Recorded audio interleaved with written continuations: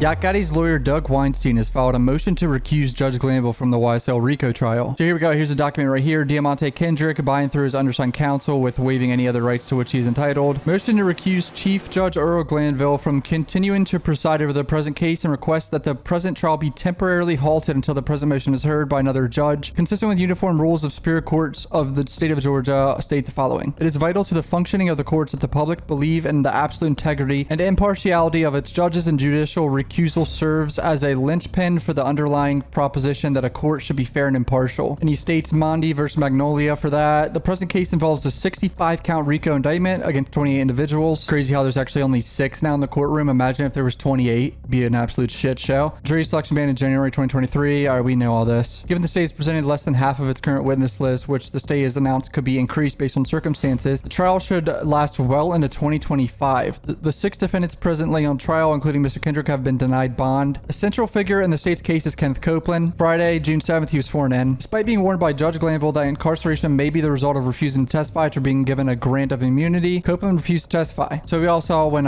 Woody said he's going to plead the fifth and he got taken into custody. Monday, when they returned to court, everyone waited in the courtroom between 8:30 a.m. to 11 a.m. Glanville finally took the bench and announced that Copeland was prepared to testify. Brian Steele, counsel for defendant Mr. Williams, inquired with the court as to the delay and what occurred prior to Chief Judge Glanville taking the bench. His inquiry was not accepted. Unknown to any of the member of defense waiting during this period of time, upon information and belief, an ex parte meeting was held in Chief Glanville's chambers on June 10th between Judge ADA Love, ADA Hilton, and other members of Fulton County District Attorney's Office, deputies, sworn witness Kenneth Copeland, and Copeland's attorney. No member of defense counsel was present at this ex parte meeting, despite the subject matter of the meeting being a critical phase of the trial. Judge Glanville or member of court staff did not make any member of defense counsel aware of the ex parte conversation before the meeting was held, during the ex parte meeting, or after. Copeland briefly testified prior to the lunch recess. One or more members of the defense counsel were later made aware of the ex parte meeting with sworn witness Copeland and made aware of at least some of the content and subject matter of the ex parte meeting. Upon information and belief, the following events occurred at the ex parte meeting with sworn witness Copeland and chambers. So this is what happened in the meeting. Here we go. Copeland announced that he would invoke his Fifth Amendment right and not testify. Copeland stated that he would sit in jail for 2 years rather than testify. Judge Glanville informed him that he could keep sworn witness Copeland incarcerated until additional defendants were tried, not just the 6 defendants currently at trial. So basically he's saying you're going to be in jail for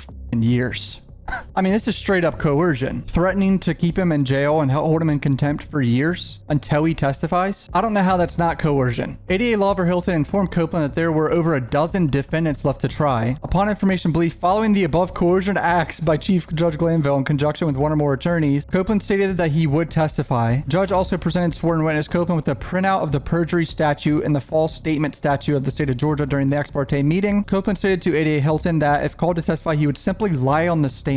This person says, not sure with the Georgia ethical rules, but I would be surprised if an attorney or even a prosecutor is allowed to permit a witness to testify when they have been informed the witness will lie on stand. So apparently this could be against Georgia ethical rules. I mean, a witness is straight up telling you he's going to lie. Absolutely insane to still put him up on the stand. In response to Copeland's statement that he would lie, ADA Hilton stated that she would not prosecute sworn witness if he were to lie on the stand. Copeland also stated to ADA Hilton that he would testify that he killed Donovan Thomas Jr. And this Donovan Thomas Jr. murder is a big part of the case that they're pinning it on someone else in the courtroom, Shannon Stillwell. It's a giant part of the state's case to prove that YSL is a big gang enterprise and they were in furtherance of the gang by killing this guy. In response to sworn witness Copeland stating that to Hilton that he would testify that he killed Donovan Thomas Jr., Hilton told Copeland that she would prosecute him for perjury if he testified that he killed Thomas. Chief Judge Glanville denied that one or more events above relayed to him were accurate. The judge must cease to act and must make an immediate determination. When a trial judge is presented with a recusal motion and accompanying an affidavit, the judge must temporarily cease to act on the merits and determine immediately whether the motion is timely, whether the affidavit is legally sufficient, whether the affidavit sets forth facts that, if proved, would warrant the assigned judge recusal from the case. Present motion for recusal is being timely submitted to the court, so they submitted it within 5 days right here. Present motion includes a sufficient affidavit demonstrating the need for recusal. Doug Weinstein has also submitted an affidavit with evidence for recusal has been filed and is now presented, which fully asserts facts upon which this motion is founded, required by U.S. CR 25.1. A review of the Weinstein affidavit shows that it clearly states facts and reasons for the belief that bias or prejudice exists. So the affidavit just shows proof that bias or prejudice exists. Recusal is warranted based on the facts alleged in the Weinstein affidavit. The facts alleged in the Weinstein affidavit must be assumed to be true when decided deciding whether recusal will be warranted. The details learned by Weinstein upon the information and belief detailed the holdings of an improper ex parte hearing conducted with the sworn witness Copeland, which violated the constitutional and statutory rights of Kendrick, including the rights to due process and fair trial. The ex parte hearing with sworn witness Copeland was in violation of at least Section 2.9 of the Georgia Code of Judicial Conduct, which assures every person, including persons such as Mr. Kendrick, of a fair hearing. Citing another case, City of Pendergrass v. Skelton, Rule 2.1a in the revised Georgia Code of Judicial Conduct says generally that judges shall disqualify themselves in any proceeding in which their impartiality reasonably be questioned, followed by a non-exclusive list of specific situations in which the recusal is required. The standard is an objective one. The facts must be considered from the perspective of a reasonable person rather than from the perception of the interested parties or the lawyer advocates, or from the subjective perspective of the judge whose continued presence in the case is at issue. So that rule just basically says another judge should look at this straight up. The judge shouldn't look at this motion to recuse himself and just be like, nope, denied. Furthermore, Judge Glanville should not have coerced sworn witness Copeland to testify. A trial judge should not attempt to intimidate a witness to testify on behalf of the state, either in or out of the presence of the jury. He cites Wynn v. State and Benton v. State. As the Georgia Supreme Court wrote, we need not to decide whether such bias and impartiality actually existed, because judges are ethically bound to disqualify themselves when their impartiality might reasonably be questioned, including instances where the judge's behavior could indicate that he or she has a personal bias or prejudice concerning party or a party's lawyer. If this doesn't have Judge Glanville written all over it, I don't know what does, because I've seen several times in this trial, he lets his feelings and emotions get the best of him. Brian Steele calling him out in front of everyone like that really triggered him. Enough to hold Brian Steele in fucking contempt. Defendants were not provided notice of the hearing before, during, or after. Defense should have been afforded an opportunity to attend any hearing where a sworn witness in a critical stage of the trial is being coerced to testify. The only logical conclusion to be drawn by the willful exclusion of all defense counsel from the meeting was to harass and intimidate the sworn witness into testifying. I mean, he threatened him to be in jail for years on end. If I was Kenneth Copeland too, a known snitch who could be hurt in jail, I'd be like,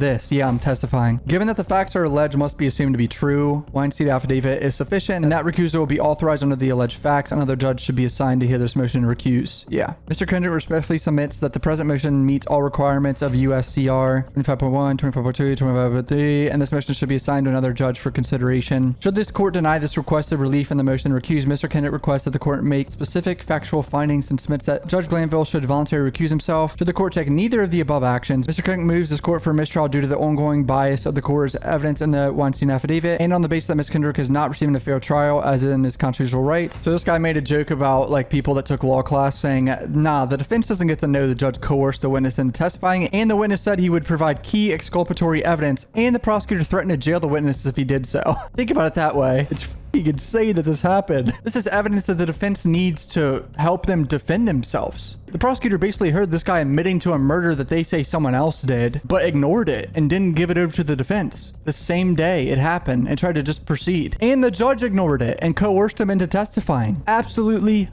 insane. This trial might be over, boys. I don't see this trial continuing. I'm still mind blown that it's going on. I'm about to record what happened today right now, but I'm just baffled. The judge responded to this motion to recuse himself in court today, which I will be uploading tomorrow. Like normal, my videos are always a day behind because it takes a lot of time to edit these videos and put subtitles. Comment down below what you guys think. Hit subscribe. Love you guys. Peace out.